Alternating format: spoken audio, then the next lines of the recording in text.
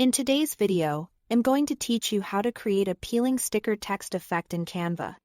This effect makes your text look like a sticker that's lifting off the page, and it's surprisingly quick once you know the workflow. Follow along and I'll walk you through each step with tips to keep everything clean and realistic. Start by opening your design in Canva and typing your text. Choose a bold, chunky font so the sticker has a strong silhouette. With the text selected, open the Effects panel and pick the Outline effect. Increase the thickness slider to create a thick border that reads as a sticker edge. You can set the outline color to white for a classic sticker look or choose a color that contrasts well with your background. If the letters feel cramped or too spread out, adjust spacing so the outline stays smooth and continuous. Next, export and re-import your text.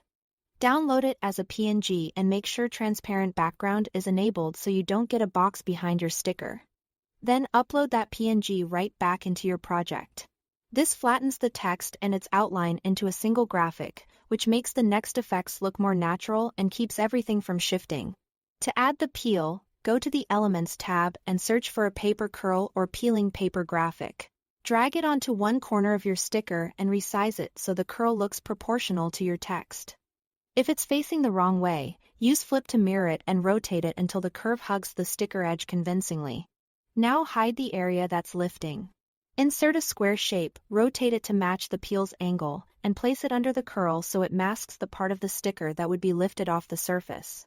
Set the square's color to exactly match your background so it blends in and sells the illusion.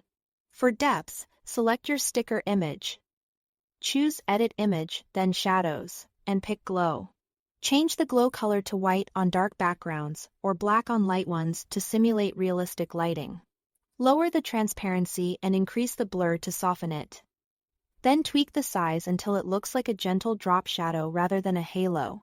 Finish by arranging your layers so the paper curl sits on top of the sticker. If needed, select the sticker and send backward until the curl layer is clearly above it. Make small position tweaks to line up edges. Preview the overall balance and you are done. Thanks for watching.